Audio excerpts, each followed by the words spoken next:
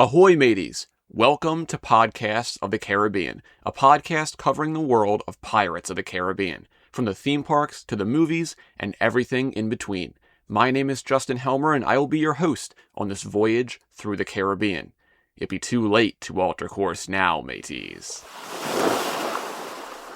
Hello, and welcome back to Podcasts of the Caribbean. This is episode 34, and today we'll be continuing our journey through the Young Jack Sparrow book series by covering the second book in the series, which is called The Siren Song. So last episode, we covered the first book, so if you are here and you haven't listened to that episode about the coming storm, I recommend going back and listening to that episode first, so you're just caught up with everything that's happened so far. But even if you haven't, these books are structured so you could, in theory, just read any of them at any given point and still get a complete narrative and a complete story in each book. And I read somewhere, I think one of the authors in one interview said this series was inspired by like old adventure shows and like serials of the time, where, you know, every episode you would have a small distinct adventure in that one episode that was a full thing, so you get the whole story. And I definitely get that vibe with this series just because each one is its own kind of self-contained narrative with an overarching plot. And for a brief refresher, if you didn't listen to last episode, or if you did and you just need a refresher on what's happened so far, Jack Sparrow has just defeated Captain Torrance and sailed off to find the Sword of Cortes with his new crew of Arabella Smith, Fitzwilliam P. Dalton III, Jean, Tumen, and Constance. And they know someone has stolen the sword from where it was on Isla Escalatica, and they believe it to be the pirate Leftfoot Lewis. So let's see what's in store for them this time around. So as I said last time, each book begins and ends with a captain's log entry written by Jack Sparrow. And this one essentially recaps the first book as well, for people who may not have read it, or if you just needed a refresher yourself. So this one starts, "Our proud ship, the Barnacle, set sail from Tortuga a few weeks ago. I must admit we, Arabella and Fitzwilliam, are quite the landlubbers, but things are improving. We took on 2 crew members, a Creole chap called Jean, and a Mayan named Tumen, when we washed up on what we thought was a deserted island.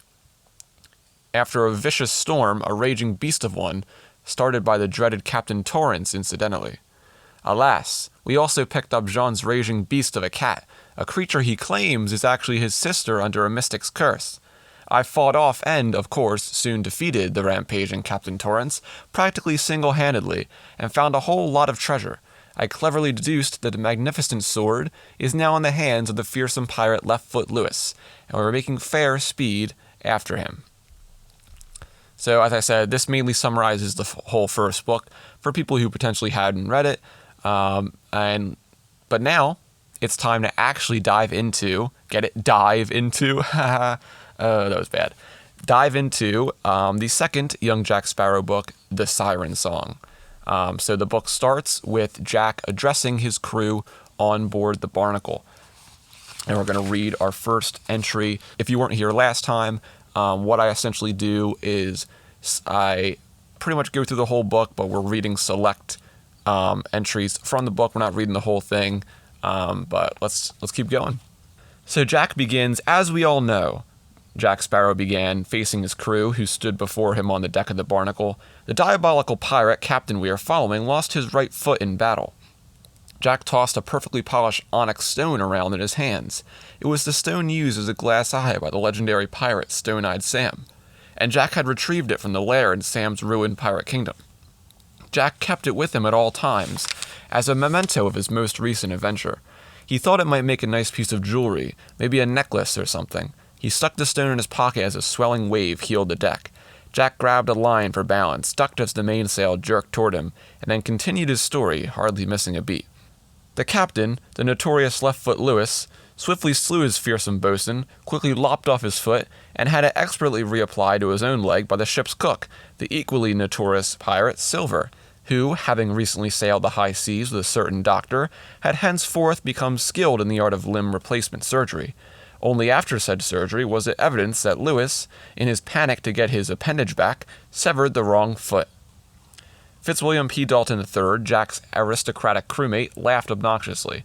"Oh, rubbish," Arabella, the crew's first mate and a former barmaid on Tortuga, laughed. Another wave rocked the boat. Arabella clung to the railing to maintain her balance. Fitzwilliam landed on his rump, while Tumen and John, the young sailors Jack had met on Captain Stone-Eyed Sam's island, scurried to steady the ship. Jack, the only crew member who had somehow remained steady despite swaying on the boat, scowled. "Your attention," he barked. "Your captain is speaking." "Jack, my friend," Fitzwilliam said, picking himself off the floor, "you may think you are a captain, but look closely around you. This is surely not a ship, and we are hardly a crew." Jack stepped up to Fitzwilliam. He was a whole head shorter than the aristocrat, but commanded as much, if not more, respect. "Question my authority again, mate, and you'll be having this discussion with Davy Jones," Jack said. "On this ship, you call me Captain Jack Sparrow." "Fine, Jack," Fitzwilliam said with an uncharacteristic smirk. Jack huffed and moved toward the bow, where Arabella stood staring out over the bowsprit. Despite her tousled hair and bedraggled clothing, Arabella looked very much like the lady she was. She had a delicate face toughened by all the things she'd seen and done. "Missing Tortuga much, Belle?" Jack said sarcastically. "Yeah, sure," she responded with equal sarcasm. "I miss me dad terribly." She ran her hand along the boat's railing and stared dreamily out to sea. So, from this opening, we see that Fitzy is having trouble respecting Jack's authority, which is going to be a very recurring issue in this book. And we also see that Arabella is missing home. And we also learn a bit about Left Foot Lewis and specifically how he got his name. So Lewis apparently lost his right foot in battle and then killed his own bosun and cut off one of their feet. He then had his cook, a pirate named Silver, attach the foot onto him. But he didn't realize until after the foot was attached that he had cut off the wrong foot, thus giving him 2 left feet. And I feel like that's a problem entirely on him. Like, just pay attention and cut off the right foot and you wouldn't have had this problem. And I didn't realize I just said right foot, but it makes oh my god, okay. Having too much fun already. But Jack continues the story after he's interrupted here. So as the story goes, once Lewis realized this, he had Silver thrown overboard. But apparently, Silver was under the protection of sirens, and in retaliation, they fused the foot onto Lewis permanently. And Jack also says that the 3 scars that Lewis has on his face are from a siren's talons. Arabella does not believe any of this, though, and she says that people will believe anything. Then Jack asks her, "Then pray tell, why do you think the man in question has 2 left feet?" And I love how Arabella just responds, "Accident of birth." But Fitzy starts to get even more annoyed from all this, saying that they're obsessing over the wrong details, and they should be more focused on how they're going to defeat Lewis and get the sword, because he's a very dangerous pirate. And Jack asks Fitzy if he's scared, and Fitzy gets even angrier. But after this, Fitzy notices how rough the sea is becoming and wonders if Torrance has already escaped Isla Esqueletica and is chasing after them. But John says that it could be Lewis, given that he has the sword and is capable of great power. But John also says that one part of Jack's story was not accurate, and it was how Lewis got the 3 scars across his face. And Jack then asks, how is he such an expert on Lewis? And Tumen tells him that they actually had run into him before. And Constance also hisses once Lewis is mentioned, and John says that simply hearing Lewis's name gets her nervous. But at this point, the crew is wondering how John and Tumen met Lewis, so they begin to tell the story. And we're going to go to our next entry here.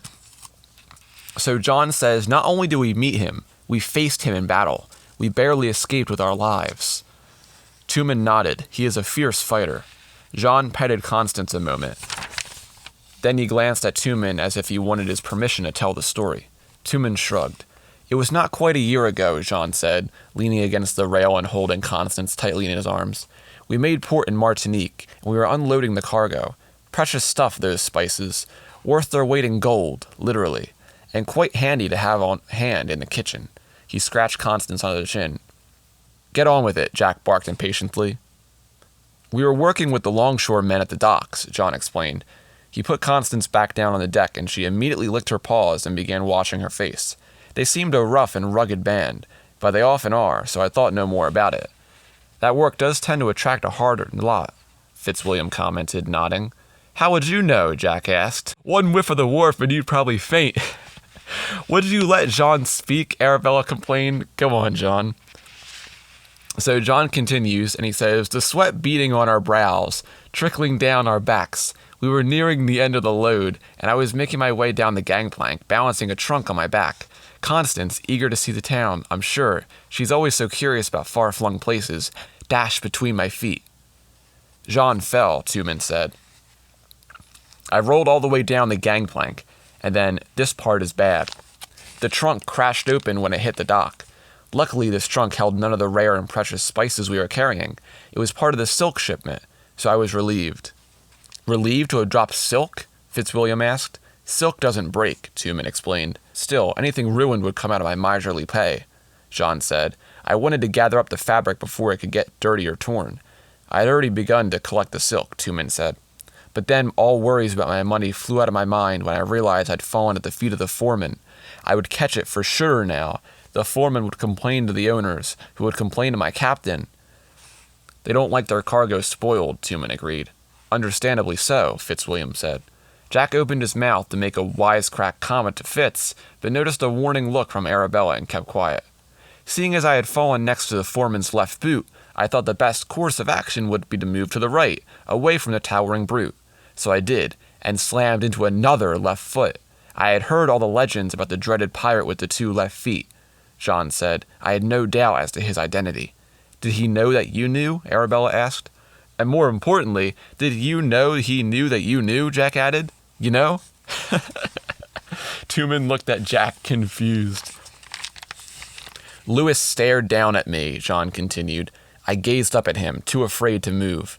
In a low, gravelly voice, he muttered not to move a muscle or make a sound. I thought I was done for. I didn't know then what was happening, Tumen said.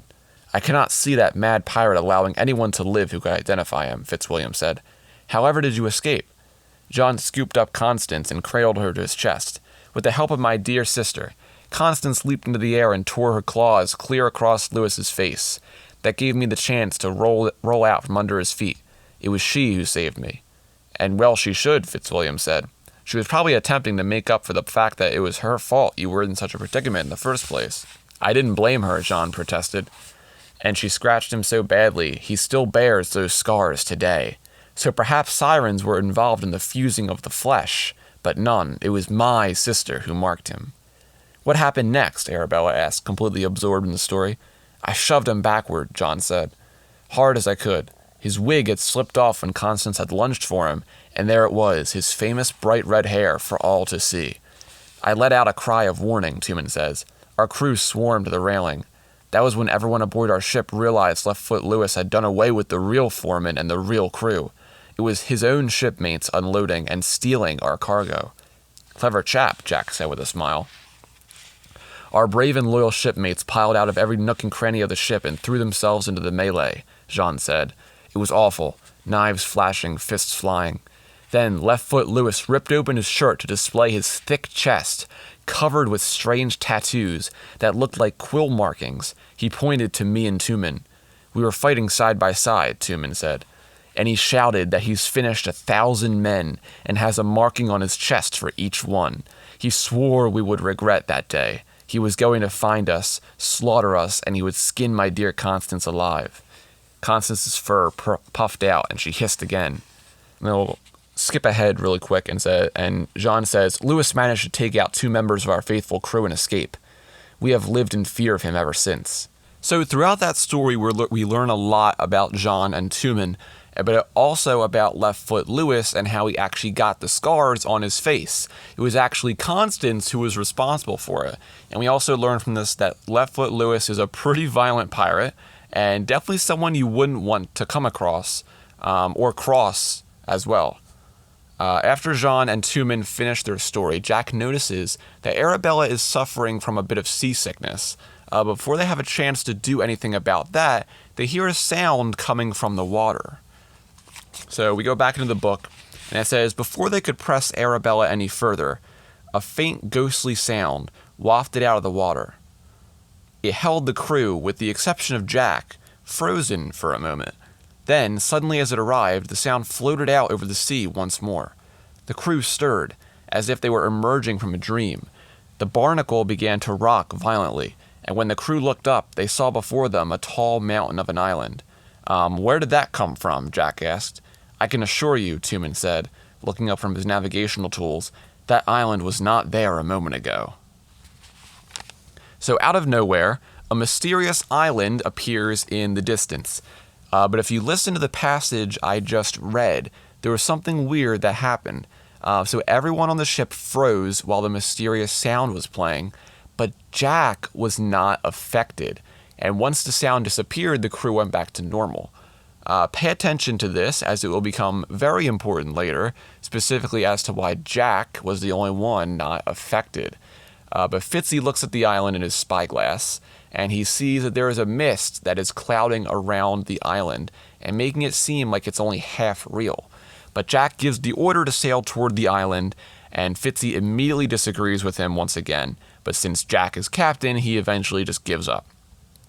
Jack believes that since the island came out of nowhere, there must be some sort of treasure there. But as they start to sail toward it, the sound from earlier comes back.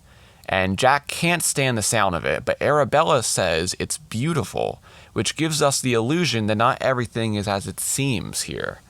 Like what happened earlier, everyone but Jack is transfixed by this sound. But before it completely dies down, the seas beneath the barnacle begin to rumble, and from the water, a massive sea monster shoots up from beneath the waves. There's actually an illustration of it in the book as well. And side note, I don't think I mentioned this at all, but there are illustrations in these books, and they are very, very cool, and it certainly helps to visualize some of the things that are mentioned. And in this case, it shows us what the sea monster looks like. So from the picture in the book, this monster is almost essentially like a massive eel or like a sea snake kind of thing. And it has like fins on its back and a massive jaw. So I would just say just visualize like a massive eel. That's essentially what this sea monster looks like. Now what's funny is after they see this monster, Arabella immediately yells out that it's the Kraken. Obviously we know it's not.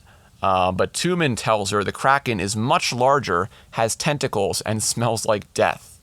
And Jack tells the crew to ready themselves for battle.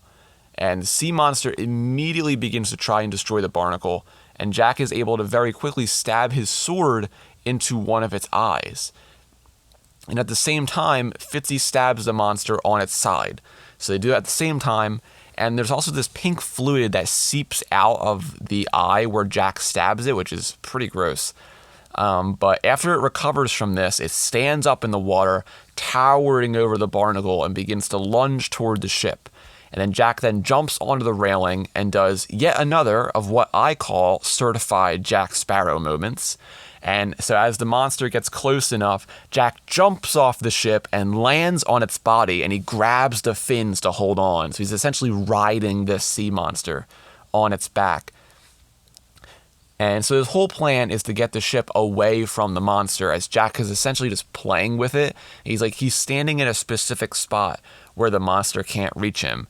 But as he yells to the crew to get the ship out of the way, no one hears him. So he repeats himself again, and Fitzy says they can't hear what he's saying. And Jack then gets sprayed by this green slime from the monster's jaws, which causes his grip to loosen, and when he tries to get a better hold, he rips the entire whole fin off of the monster. And it's only when the monster roars loudly that Jean is like, yeah, we should get the boat out of here. And then after this, Jack replies, and they still can't hear him, but at this point the monster's going crazy, going up and down, over and over, moving all over the place to try and throw Jack off of it. And eventually Jack stabs his sword just below its jaw and slides down the monster's body, cutting the whole thing open. And the sea monster then falls down in the water, and for a moment everyone thinks Jack is dead, he's gone. But he pops out of the water, and after that they're all surprised, and Jack says, "Who were you expecting, Davy Jones?" So that puts an end to the crazy sea monster fight, which is really cool. I was not expecting this the first time I read this book. So the barnacle is still sailing toward the island in the distance, and they start to enter this thick, dense fog that is surrounding it. And the sound from earlier then comes back again, and Jack thinks that it could be from another sea monster, but he realizes most of the crew is completely transfixed by the sound. Arabella is standing by the railing, looking out to the sea. Fitzy is sitting on a barrel, polishing his sword. Tumen was using his astrolabe to study the stars, but Jack finds this weird given that it isn't nighttime yet, so he's essentially just doing nothing with the astrolabe. And John constantly begins to pet Constance over and over again. So everyone's stuck doing this one activity each, and Jack is just looking at everyone like super confused, like what's going on, because he's the only one who is not affected by this. But Jack then hears the sound growing louder, and he starts to feel like it's some sort of song, although there are no words. It's literally just noises and sounds. There's no chorus, there's no like melody or anything. It's just like sounds and noises. But he feels like the song is trying to get into his head, so he starts to shake his head to try to get rid of it. And we're going to go back into the book to read another passage here. So Jack says, "Mates," he said to his crew, "it's high time for..." He suddenly ducked as the boom swung toward him. "Hey," Jack cried, yanking on the line. "Tumen, John, look alive there, mates." The two able-bodied seamen ignored him, so he left the helm to lash the rope to the cleat at the stern, making a tangled mess of the excess. I'll fix that later," Jack muttered. Thwack! Jack jumped at the sound of all three sails suddenly furling. "What the..." he sputtered, wondering how he would set them right all at once. He strode to the center deck. "Jean, Tumen," he barked, "trim the jib and the foresail. Arabella, Fitz, you tackle the main." No one moved. Jack jumped again and stared up incredulously as the sails unfurled, returning to their proper positions. Something had clearly taken control of the ship, something powerful and invisible. Could it have something to do with the strange song, Jack wondered. Well, at least the sails seem to have sorted themselves out. More than can be said for you lot," Jack said, glaring at his crew. He opened his mouth to deliver a severe tongue lashing, but then noticed the wheel at the helm twirling madly. He dashed back to it and tried to get it under control.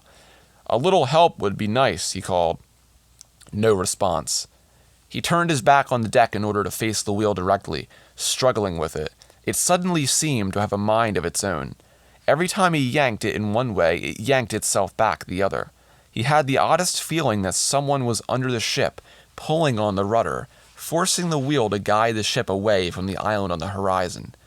Jack closed his eyes tightly in frustration. He released the wheel to pull his bandana from his head and wipe his face. He watched dumbfounded as the wheel spun around and around like a wayward top. It then stopped dead still. Just as he reached for it again, it whirled frantically, first one way, then the other. He yanked his hand back from the mad dance of the wheel. "Fine, be that way," Jack shouted at the wheel. None of his crew members had budged a single inch. Jack would have thought they had been mystically turned into statues if they weren't each absently, languorously, and silently continuing their activities. The setting sun cast long shadows across the deck. Jack jumped down in front of Fitzwilliam. "To arms!" he shouted, expecting Fitzwilliam to raise his sword and rush to the bow. But the young aristocrat just continued running his neckerchief up and down the blade. Jack huffed in frustration. He was getting nowhere. Jack crossed to where Arabella stood gazing out to sea. "What is so bloody fascinating out there?" he asked her. She didn't answer, didn't move, just gripped the rail, her long hair lifting in the wind. "Well, if you want to go all statue-y, lass, that's your prerogative. But I have a ship to sail here," Jack said, stepping away from her. He turned and joined Tumen at center deck. The young sailor was making adjustments to the astrolabe. "I hate to break this to you, my good fellow," Jack began, "but I can't see what use this device can be if you hold it upside down." Tumen behaved as if he hadn't heard a word. Jean was petting Constance, or more correctly, attempting to. The cat had slithered out of Jean's hands and onto the deck. She lay sprawled in a way that made her look like a limp rag doll. It was unusual behavior for the feisty, albeit nasty, feline.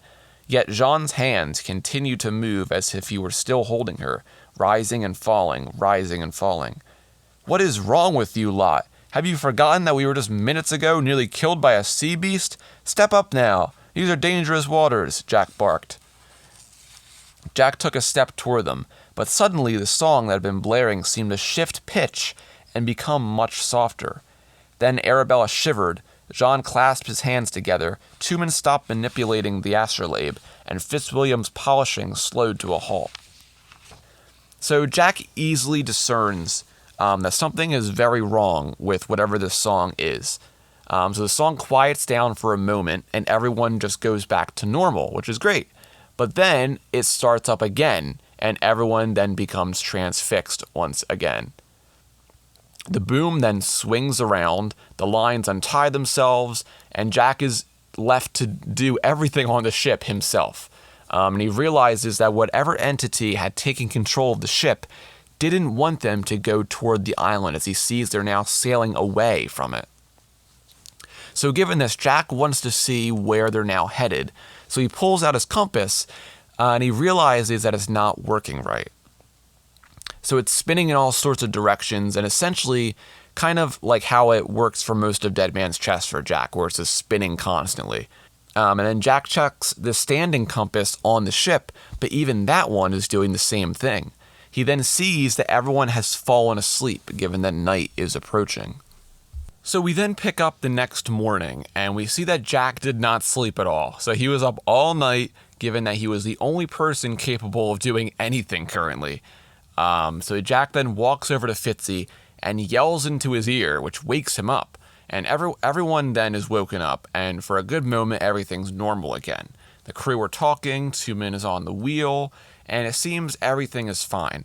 But then the song comes back again, and Jack takes out his compass and sees it's completely dead. It's not moving at all, and he tries pointing it in all kinds of directions until he gives up. So Jack starts to get annoyed with everyone, and the song grows even louder after this.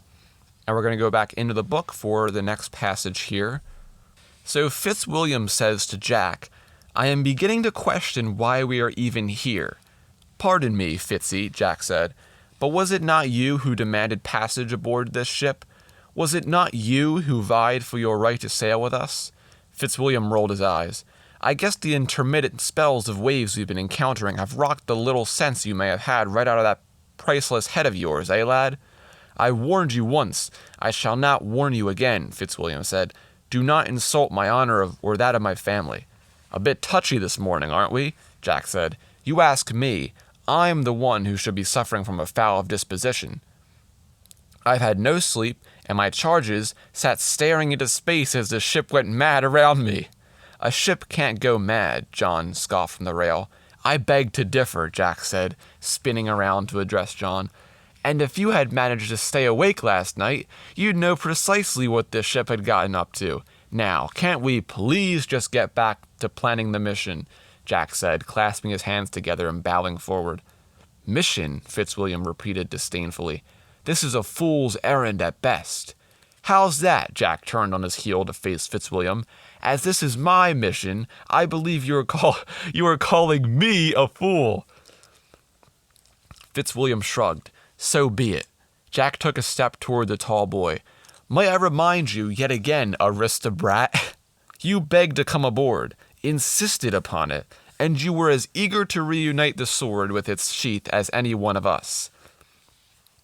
"That was before I realized what madness such a mission is," Fitzwilliam said. "A few days ago you discovered what it felt like to conquer a violent, bloody, not to mention cursed pirate. You felt the freedom of discovering treasure and sailing the seas free from the constraints of family Dalton. Then just yesterday you watched yours truly," Jack said, pausing to wink at Arabella, "slaughter a raging sea beast. You've done things that wizards and kings through the ages have only dreamed of doing," Jack said with a convincing amount of passion. "This is the mission of a lifetime, and you know it." "Not my lifetime," Fitzwilliam answered. "Let me remind you who is captain here," Jack said. "And who decided that? Not we. Is a captain not elected by his crew?" Fitzwilliam crossed his arms and took a wider stance, planting his feet firmly on the deck. Jack stared at the belligerent boy. The others stayed quiet, although it was unclear if their silence was because they were afraid to interfere in a fight between Jack and Fitzwilliam, or if the astonishing indifference brought on by the song was continuing. "If you will recall," Jack said smoothly, "I appointed myself captain second by all of you, and besides," he added with a grin, "I'm the one with the compass. A compass that does not work, not unlike your mind. This is not a ship, it is a decrepit boat. You are not a captain, you are a lunatic." Fitzy just went off on Jack there, like, oh my god. "Oh, that was very unwise, Fitzy," Jack snapped, his hand instinctively gripping the sword he wore at his side. "Oh, put your sword away. You are so dramatic," Fitzwilliam said dismissively. "I tell you this mission is doomed, and I refuse to link my name to such folly. We do not have the resources to take on a pirate such as Lewis." "Of course we do," Jack protested, "and you thought so too, up until, moments ago. We are not abandoning this mission. If I cannot change your mind, then do take your own advice and set me ashore at the nearest port," Fitzwilliam said. "Oh, and why would you want to do that?" Jack asked. "I plan to take my portion of the treasure we have already found," Fitzwilliam said. "I will buy myself a position as an officer in the army. I will ensure my valiant leadership and bring the Dalton name to glory." "Ha!" Jack shook his head, laughing. "You?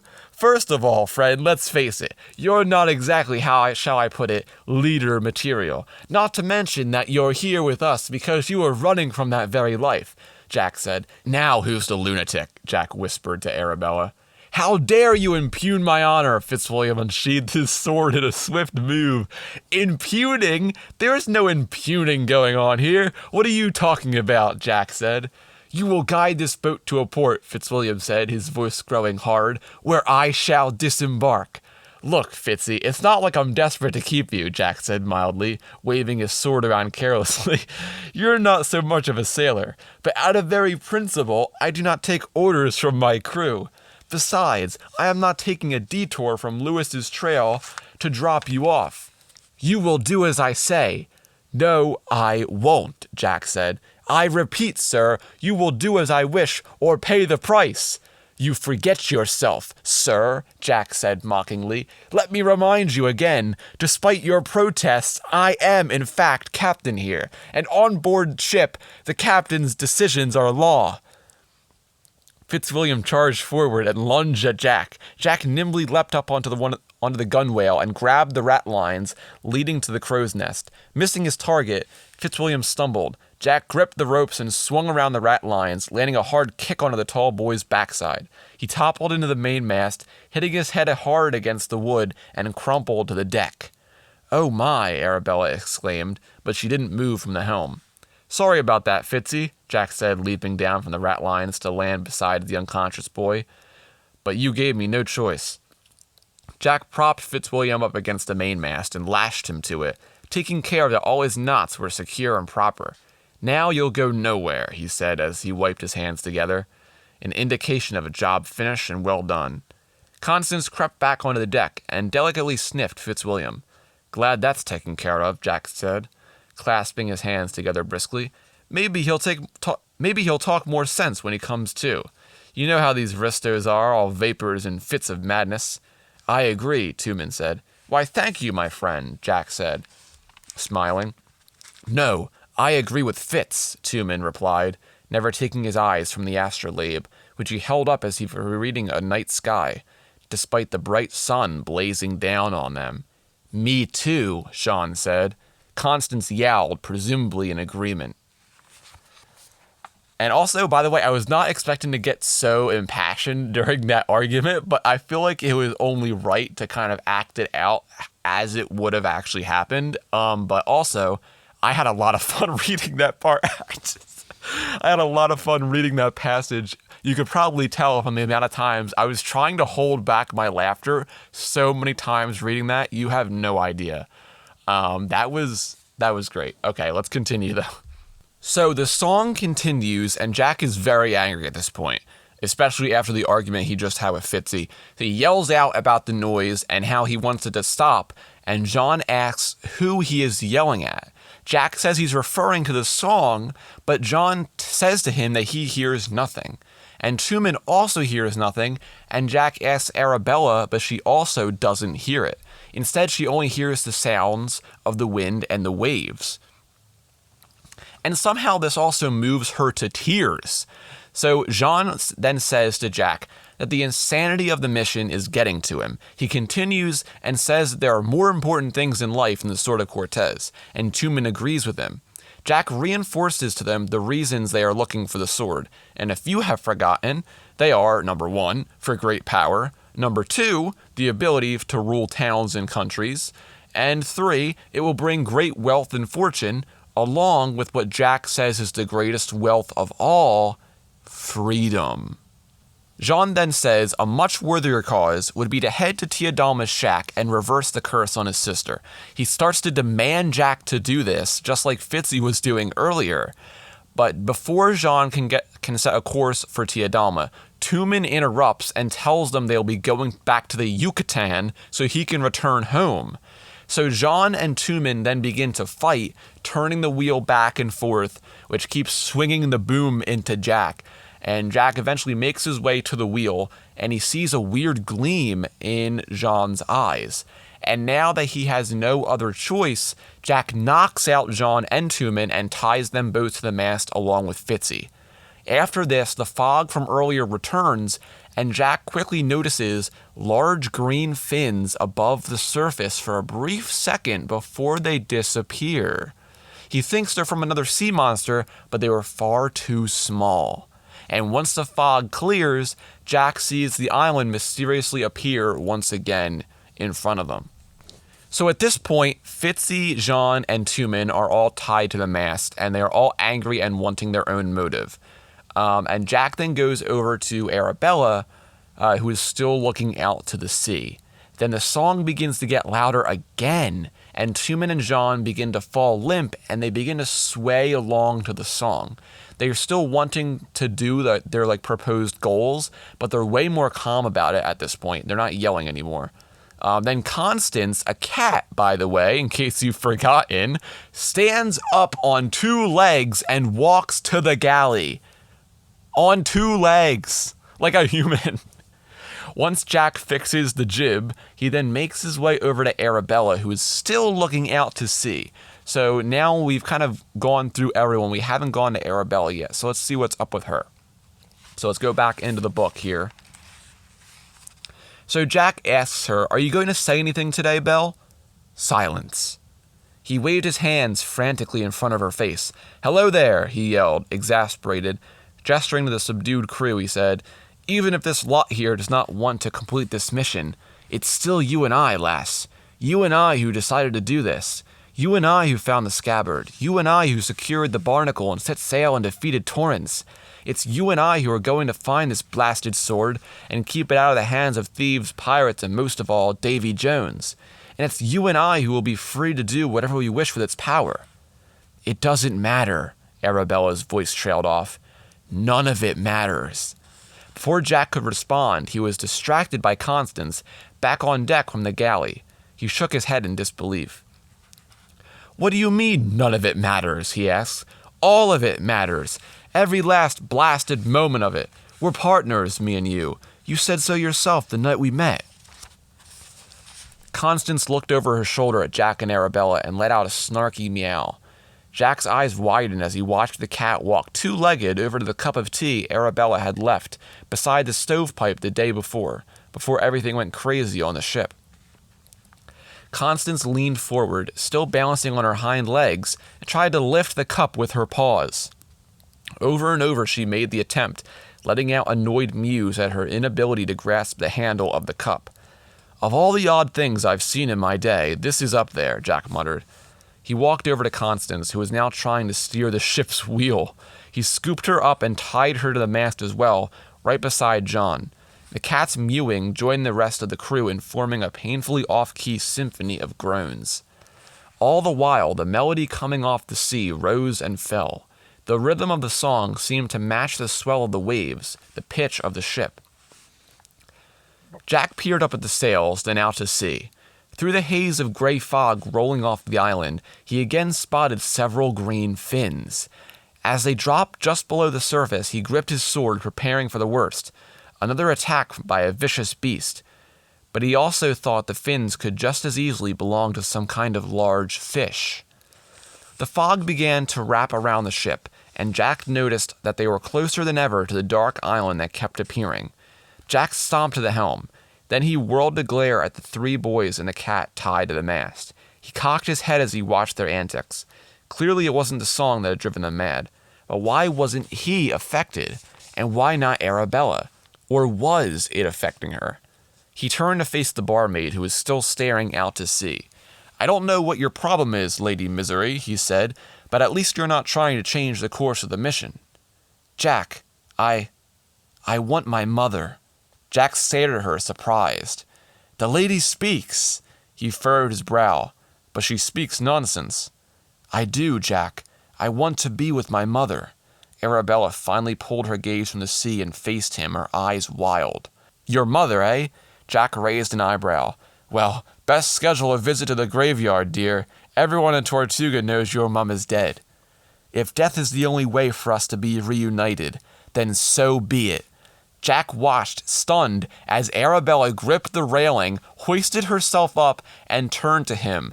Then, without another word, Arabella threw herself overboard. So, now, Arabella is in the water, and she gasps for air before she begins to sink from the weight of her dress. So Jack takes off his vest and dives in to save her, and he swims down and grabs her and begins to pull her up. But he realizes that she has become super heavy all of a sudden, like something is pulling her back down. Then, out of nowhere, Jack yells in pain as he feels a sharp stab on his hand.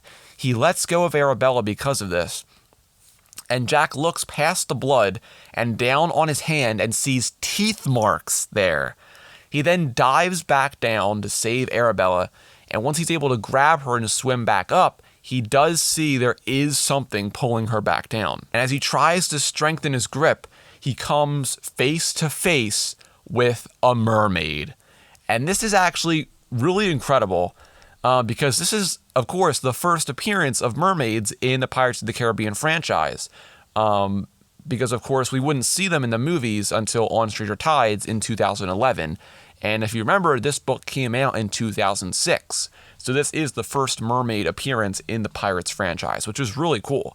But what is incredible is how both depictions of these mermaids line up. So in the book, the mermaid is described as being the most gorgeous woman Jack has ever seen. Her eyes shine like the moon, and her scales shimmer in the water. And then she opens her mouth and hisses, showing sharp fangs in her mouth. And it's crazy because this is exactly how the mermaids are depicted in On Stranger Tides.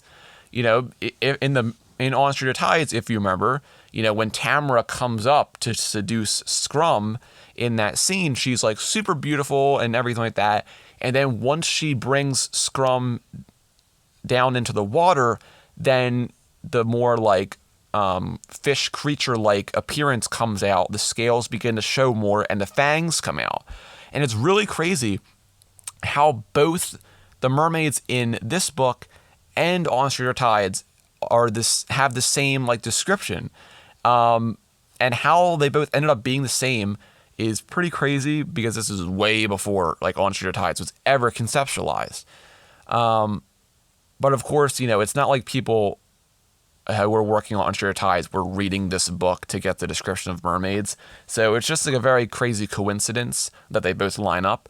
But even still, this must be like a different type of mermaid, given that they're nowhere near White Cat Bay, which of course is the only known mermaid-filled area that we know of in the Pirates universe until now. So it has to be some kind of different like breed or type of mermaid. And maybe we'll get to that in just a second. But very cool how both depictions line up about being very beautiful women that then the fangs come out as well. So how that happened for both, I don't know. It's just kind of crazy.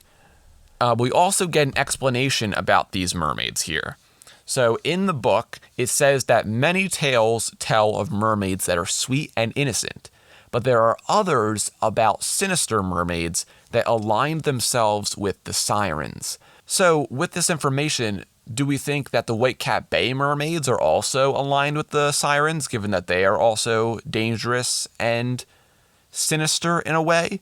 But you could also argue that the mermaids in Whitecap Bay are also just trying to defend themselves, given that the people are encroaching on their territory. But I mean, you see them take down the HMS Providence, Barbossa's ship, like they completely pull the ship under the water. So I don't know. I think they're pretty sinister. So who knows? Maybe they are also aligned with the sirens as well. Who knows? That's up for interpretation, of course, because it's never explained in the movie. But anyway, back to the book here. So Jack quickly tries to make it back to the surface with Arabella, and he kicks the mermaid in the chin to get away. But when Jack looks down, he sees tons of mermaids, scores of mermaids, swimming up toward him. And he swims as fast as he can toward the surface, and his lungs are like on fire because he has been in the water for minutes at this point. And Jack, he breaks up onto the surface, and he gets Arabella onto the ship, and then Jack collapses on deck. And he blows into Arabella's mouth and is able to get Arabella to wake up. And she looks around for a moment, and then Arabella stands up and begins to run to the railing again, ready to jump off again. But Jack this time is able to constrain her, and Arabella keeps yelling that she needs to get to her mother. And he then brings Arabella over the mast and ties her up along with Fitzy, John, Tumen, and Constance. So everyone is tied up now, besides Jack, of course. So we're going to go back into the book and read another long passage here. So it begins and says, Jack smacked the wheel. He walked to the mast, circling around his newly deranged crew members. So, he began, pacing back and forth in front of them, it has recently become clear to me that the sirens, or something like them, are the reason for all this bizarre, strange, and utterly unacceptable behavior. This, of course, indemnifies you all on some level, though not entirely, but does not solve my more immediate problem, which is how do I overcome this trial and get you all back to normal? He glared at Constance, who was sitting with her paws crossed angrily, or as normal as possible. It also does not explain why I seem to be the only one remotely aware of this Siren Song, nor does it explain why I have not been affected by it. Jack stopped and thought for a moment. It does explain the sea beast. He paused again and concentrated. It does not explain the appearing and disappearing island. It does explain the presence of the song, whether you can hear it or not. Jack rubbed his chin thoughtfully. So, you see, we have more items unanswered than answered. The bound crew members were limp and stared slack-jawed and expressionless at Jack. And it's clear none of you are hearing any of this, so I am basically speaking to a mast, Jack said. Anyway, he continued, about these sirens. I don't know why I didn't realize it before. We've all heard the stories, the legends. Every sailor lives in fear of being called to their watery grave by the Siren Song. He leaned over the side of the ship and cupped his hands together. I guess I just thought they'd be a bit more on key, he mused. Just then, the song wrapped itself around the ship once more. The crew perked up. For the glory of the crown and the Dalton name, Fitzwilliam shouted, I must report for my commission at once. Why are you detaining me? Well, you see, Fitzy, Jack said, kneeling down beside the delirious boy, there is no commission. There is no crown. And after today, I'm not even sure there is a family Dalton. Everything you've been saying is out-and-out rubbish, Jack was enjoying, turning the tables on Fitzwilliam, who consistently insisted Jack was not a captain. Jack stood up, then stumbled a moment, dizzy and lightheaded. He steadied himself by grabbing the mast over Fitzwilliam's head. Must have not quite recovered from my dip in the ocean, he muttered. Mother, Arabella pleaded. I must see my mother. I must. Belle, Jack said quietly, I really don't think it's a good idea for that request to be granted. Tia Dalma, John moaned. We have to go see her. I believe your friend Tumen will argue that, Jack pointed out. Tumen nodded angrily in agreement. And I'd hate to cause a rift between such good mates. So I shall refuse you both, in the interest of your friendship. We're keeping to our original course. Constance had stopped yowling and hissing. She simply sat there, staring at the ropes wrapped around her and gazing up at Jack defiantly. From the twitching of her tail, he was pretty certain he'd paid for her confinement later. "And you," he began to address the cat, who bared her teeth. "Oh, never mind." Jack started suddenly and flapped his hands quickly about his ears, as if he were trying to shoo away the song. He lowered his wet bandana over his ears and tightened it, hoping it would help muffle the sound. It didn't. Jack groaned in frustration and gritted his teeth. The ship was drawing ever closer to the island, and Jack was beginning to think that if this was where the sirens or mermaids, or whatever they were, wanted him to go, then he should make every effort to avoid heading toward it. He gave the wheel a try, hoping it would work this time, and was thankfully surprised the rudder responded to his touch.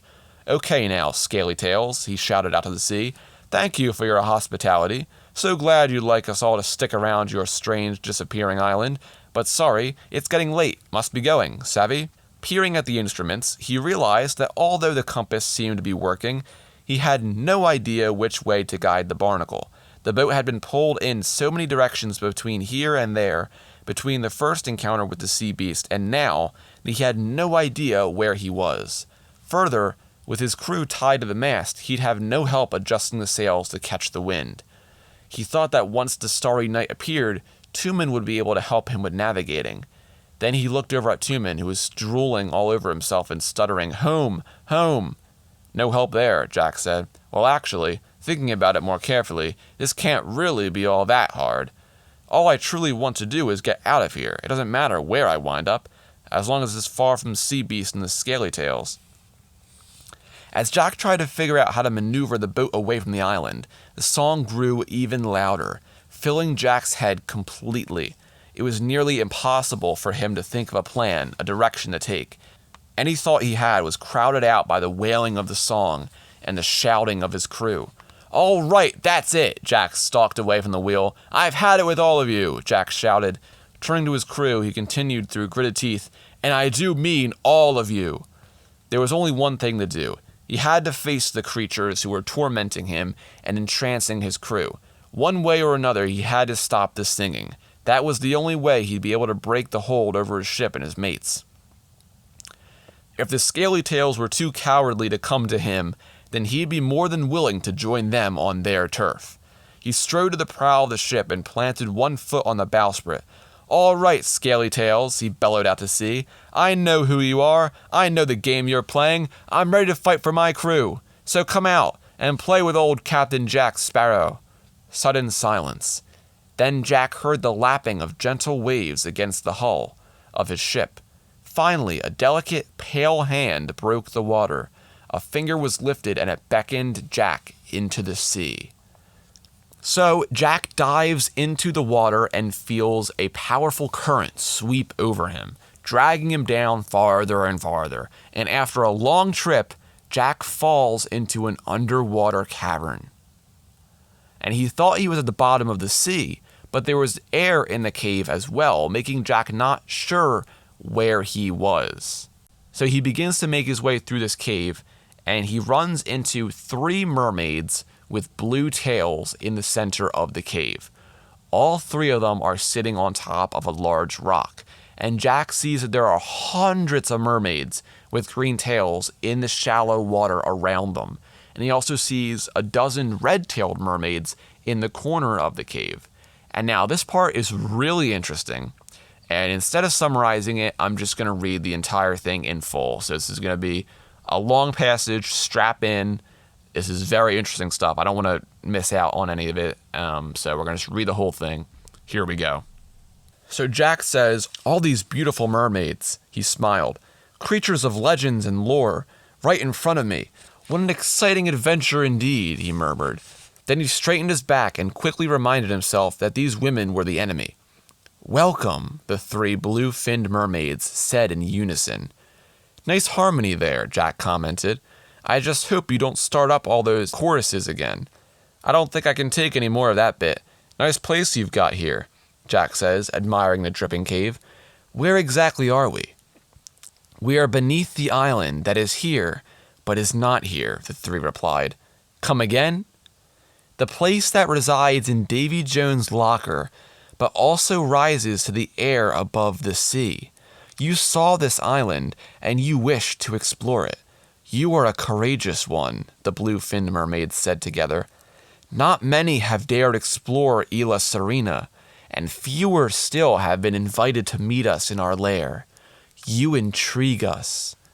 "You're a mite interesting yourself," Jack said, figuring these blue-finned mermaids were the leaders. The green-tailed creatures must be their army, if soft-looking fish-tailed girls could constitute an army. It was an odd thought, but he knew from the legends how dangerous these creatures could be. His own crew had succumbed to their powers. He wondered what the red tails were. Servants, maybe? As he scanned the cavern, he noticed a movement just out of the corner of his eye. It was a kind of flickering. He turned back to face the blue-tailed sirens and started. He could have sworn they had just shape-shifted. For a moment, he was certain he had seen their arms as tentacles, ending in sharp, nasty claws, and their shining scales covered in barnacles and boils. Yet when he looked at the mermaids dead on, they were beautiful again. And now he sensed the same thing happening with all the green-tailed mermaids just beyond his peripheral vision. "Steady on," he told himself. "Keep your head clear." "What is your name?" the three blue-tailed mermaids trilled. "Jack Sparrow. Well, actually now, Captain Jack Sparrow. I've got a ship, the Barnacle. Little thing, really, not such a—" "Silence!" the three mermaids rang out in unison. "So, you know who I am. And now, I assume, you are the great sirens of legend. Call sailors to their doom and all that." "No, Jack Sparrow. We are not the sirens. We are the merfolk. We sing our own melody, and we do the bidding of the sirens. We are their agents, like the sea beast you killed during the last rising sun. There are others you were fortunate enough not to encounter. Gillmen, sea warriors. We all receive the protection of the sirens in return for our services." "And what exactly are your services, pray tell?" Jack asked, leaning forward. Three blue tails flicked their fins in unison. "Our song will tear open your heart, and you will beg for more. It will tease you with your greatest desire till you grow mad, and this desire will eventually burn so fierce that you will drive yourself directly to us. Then it is our charge to deliver you to those whom we answer." "The sirens," Jack said. "Yes," the blue tails replied. Jack thought about this. "So that explains why Fitzy wants to go join the Light Brigade, Tumen wants to go home, Arabella threw herself overboard, and John wants that mangy feline transformed back into a human form. Which is the feline's wish as well," the mermaids finished for Jack. "Hence the eerily human posturing." "But what about me? Why was I not affected?" he smiled smugly.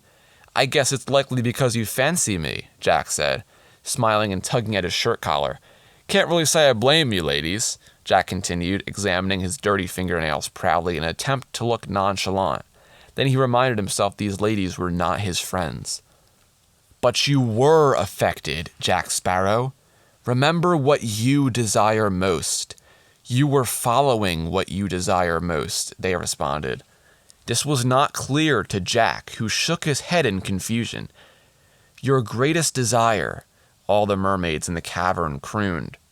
"Desire." Hundreds of them echoed over and over. "Desire." Jack bit his lip. He was going to have to think about this one for a while. "Well, no harm done," he told the merfolk. "I'd have acted the same way with or without your musical interference." He took a step closer to the edge of the lagoon. "But now I really must insist. Release my crew and my ship from your spell, or else." Jack noticed the leader's blue tails flicking the way Constance's tail did when she was about to pounce. He braced himself for an attack and gripped his sword, which still stank of slain sea beast. "We are willing to make a deal," the three blue tails sang. "A deal?" "A deal, a deal, a deal," the others chimed in. "I can do without the chorus, please," Jack said. "No offense." "None taken." He turned to address the entire circle of green-tails, and once again was startled by strange transformations in his peripheral vision. Claws snapped. What had seemed to be pretty soft faces grew scaly and fanged. Tentacles reached toward him, then retracted. With a nervous shiver, he faced the Bluetails again.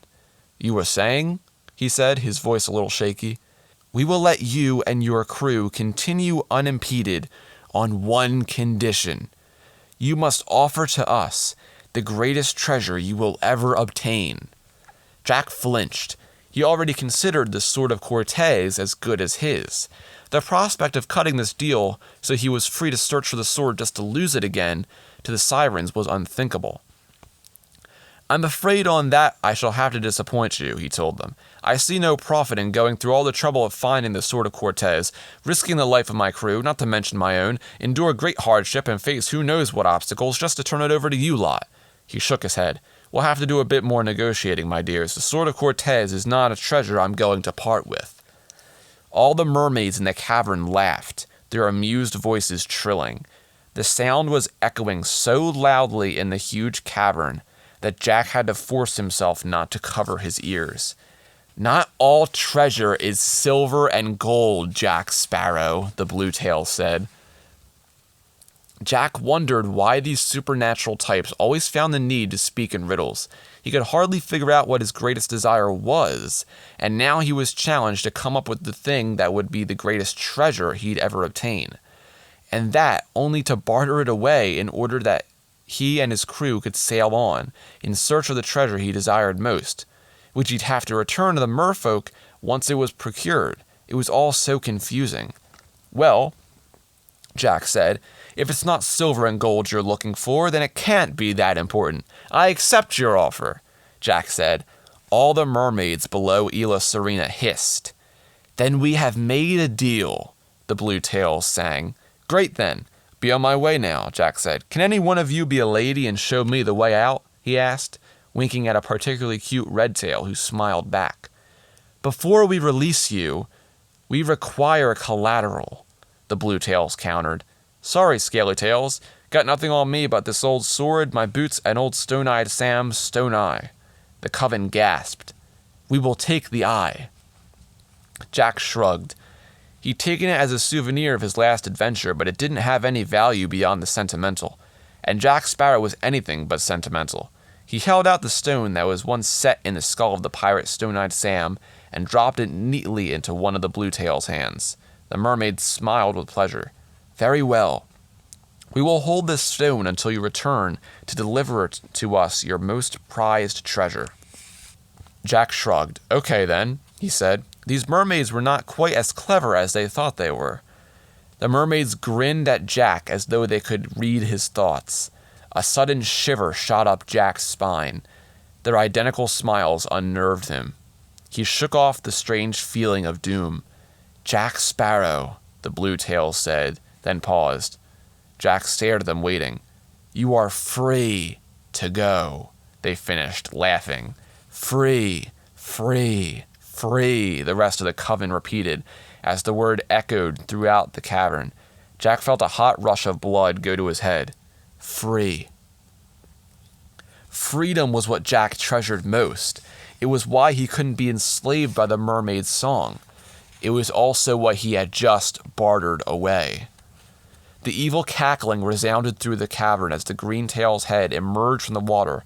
Up close, Jack could clearly see the scales on her face.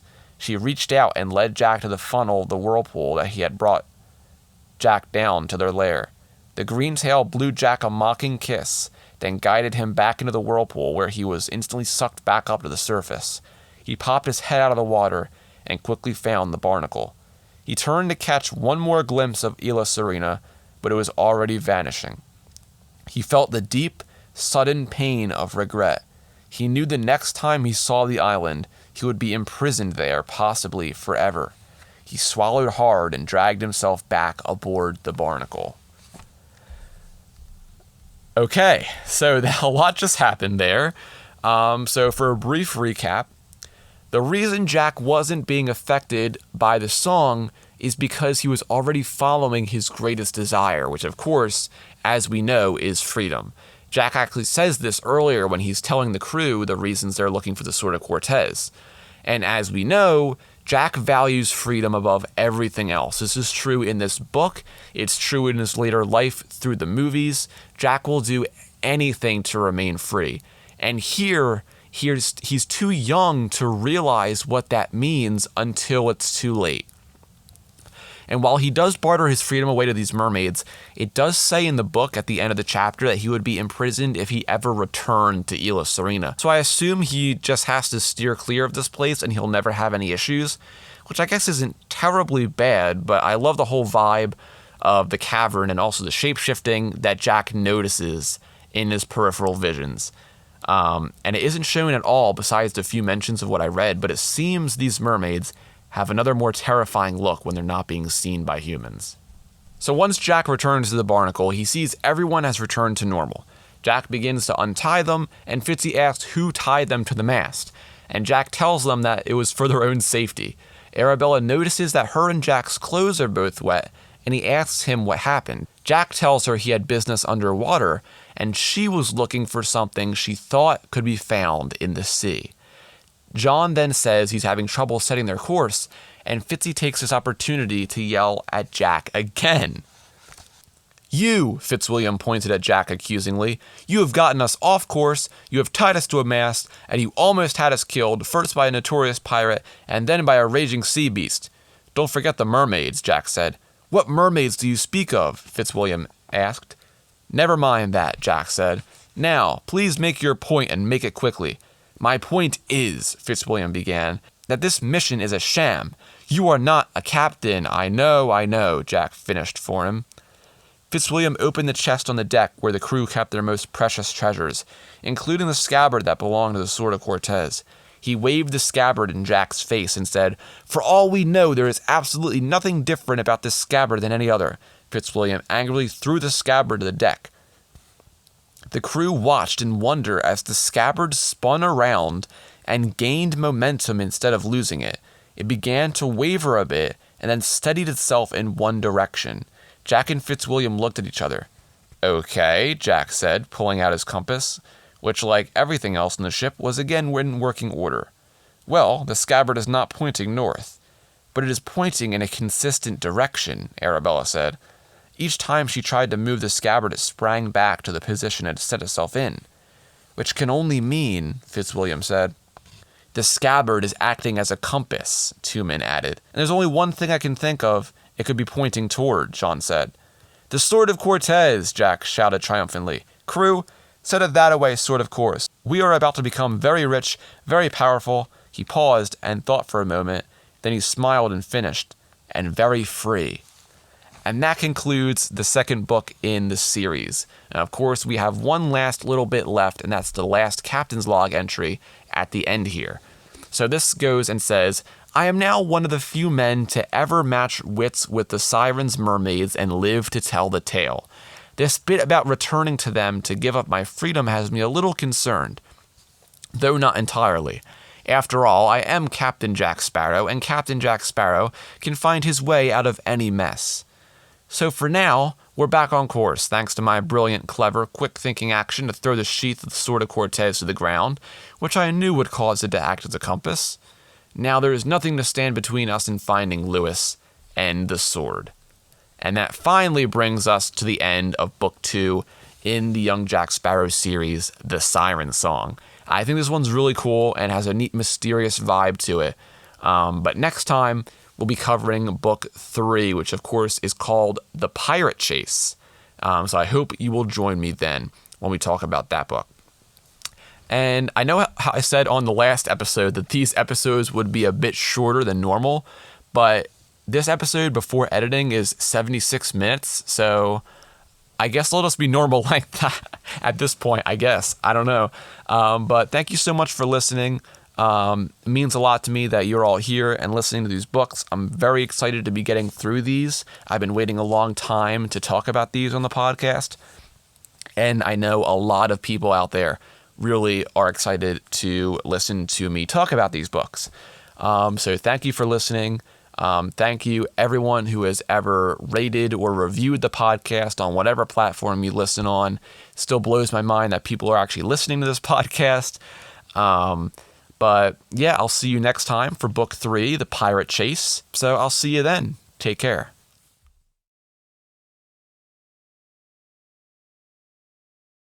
Podcast of the Caribbean is in no way affiliated with Disney. If you want to send me an email or a question, you can send it over to podcastsofthecaribbean@gmail.com. You can also follow this podcast on Instagram at Podcast of the Caribbean and over on Twitter/X at PodcastPOTC. I post fun content and trivia over there. Make sure you go check those platforms out. But be sure to always keep a weather eye on the horizon and always remember, dead men tell no tales.